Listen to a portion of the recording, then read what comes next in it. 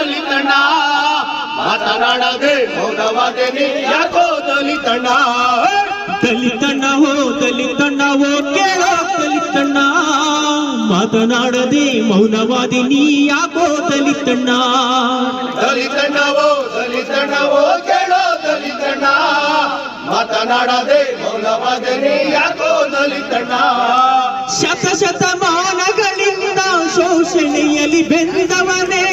ಶತಮಾನಗಳಿಂದ ಶೋಷಣೆಯಲ್ಲಿ ಬೆಂದವನೇ